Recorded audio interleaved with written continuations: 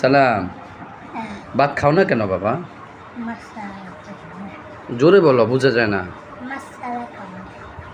একটু চেষ্টা করো বাবা।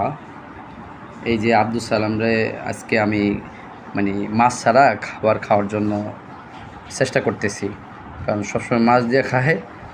মাছ ছাড়া এখন খাইব না। আধা ঘন্টা বসে রয়েছে, ওর আম্মা ভাত দিয়ে রাখছে, খায় না।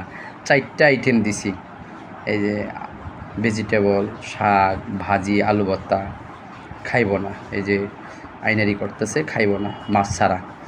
মাছ ছাড়া কোনো খাবার অভ্যাসই করে না। বাবা একটু চেষ্টা করো বাবা, বাবা একটু চেষ্টা করো বাবা। এই যে তুমি যখন মাদ্রাসায় যাইবা দেশে, তখন ভেজিটেবল দিলে তখন তো তুমি খাইতে পারবা না। এখন থেকে শিখো বাবা, ভেজিটেবল দিয়ে ভাত খাবার শিখো। অনেক মজা হয়েছে বাবা, আমরা খাইছি। এই যে এগুলা অনেক, এই যে ভর্তা, ভাজি, অনেক মজা হয়েছে বাবা। খায় দেখো তুমি, একটু চেষ্টা করো বাবা।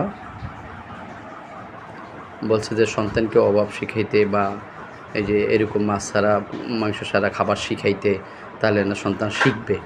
কিন্তু দেখেন আব্দুল সালাম খাইতেছে না। আপনারাও দোয়া করেন যে কি খায়। এই যে শুকিয়ে গেছে একদম আব্দুল সালাম, না খাইতে না খাইতে, মানে খাইতেই চায় না।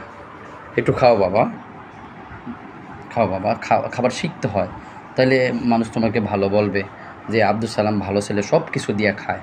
একটু খাও বাবা। একদিন মাছ না হয়েছে তাতে কী হয়েছে? মানুষ দেখো একটা আইটেমও জোগাড় করতে পারে না, এমনও মানুষ আছে পৃথিবীতে বাবা। এই যে ফিলিস্তিনি, তুমি দেখছো না ফিলিস্তিনি যুদ্ধ হয়েছে গাজায়, গাজায় দেখছো? খাও বাবা, হ্যাঁ এই তো আব্দুল সালাম খাইতেছে।